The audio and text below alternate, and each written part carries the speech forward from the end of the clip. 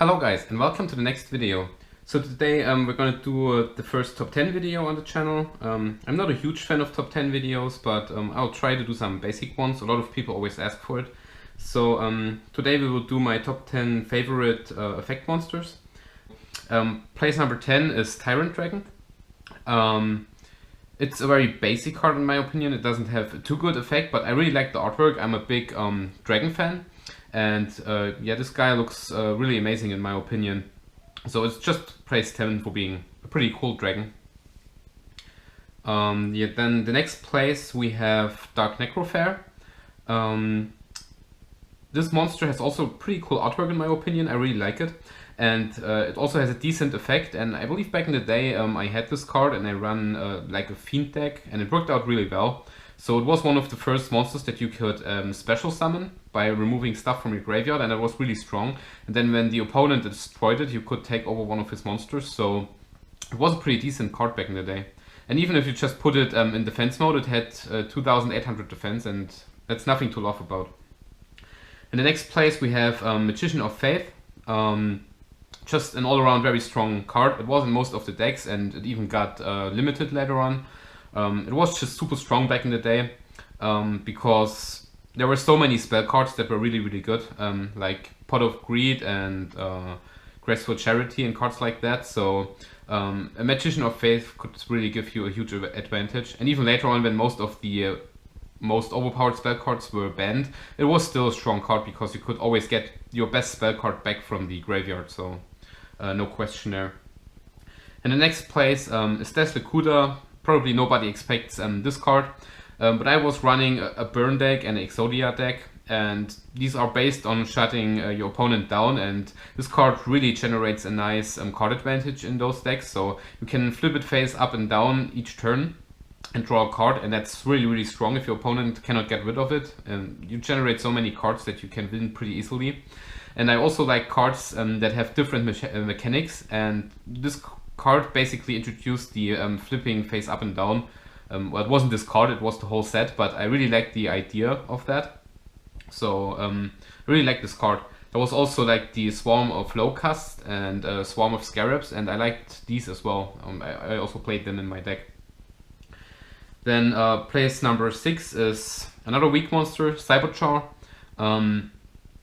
Again, it's a really strong effect that could turn the duel around.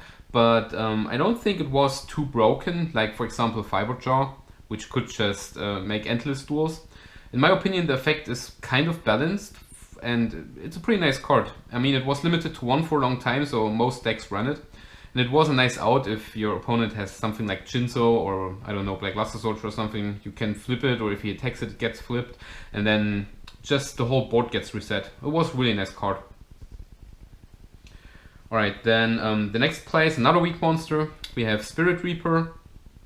Not too many people played this card, I believe, but I always put in at least 2 copies, oftentimes even 3 copies in my decks, because yeah, this card cannot be destroyed in battle, so that's already really strong. And then if you attack your opponent directly with this card, he has to discard a card from his hand. So this guy is really good defensively, and if you get the upper hand above your opponent, then you can also attack directly and make him discard hand cards. So he has 2 really strong effects.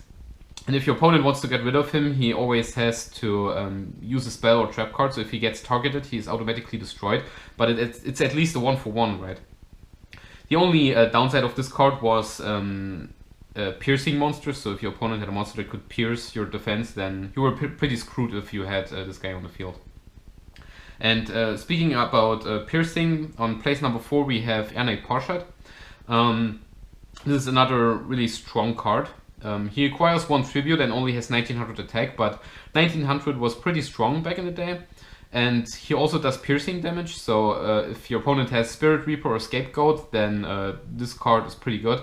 And whenever he does battle damage, so even if he pierces, you can draw a card, and that's a very strong effect. So you could basically always draw at least 1 card if you got 1 attack in with this card.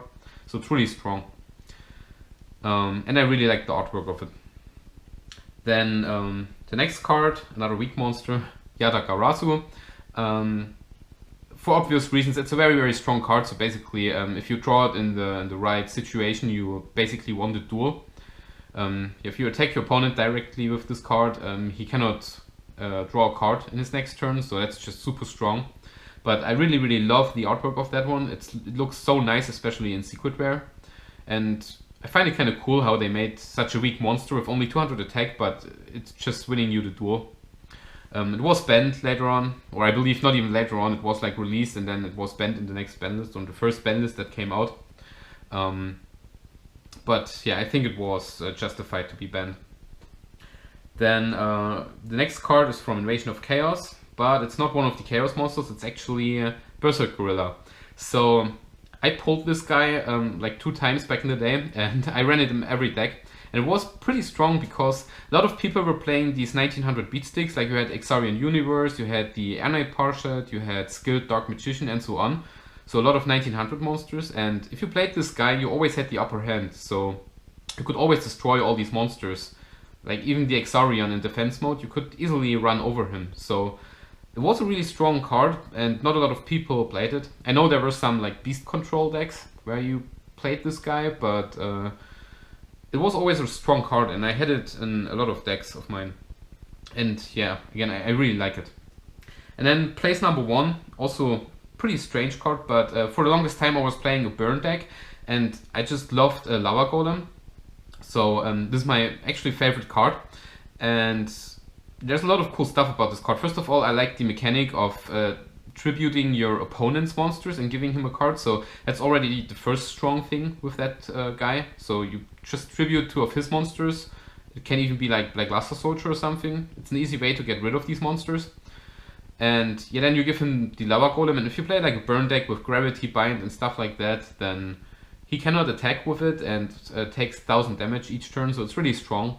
And again, I like the artwork, it's Secret Rare, and it's just a really, really cool card. I really like it. And yeah, back in the day I played it in my burn deck and often comboed it with Nightmare Reel or the Mask of the Accursed, where the monster cannot attack and the opponent takes additional damage. But yeah, so that's my top 10 list for the effect monsters. Please leave a comment with what your favorite monsters are. Again, these are just the original sets, so no GX. I only chose cards from sets from LOB to Ancient Sanctuary. Yeah, so that's it for the video. Thanks for watching, and I'll see you next time when we're gonna do vanilla monsters.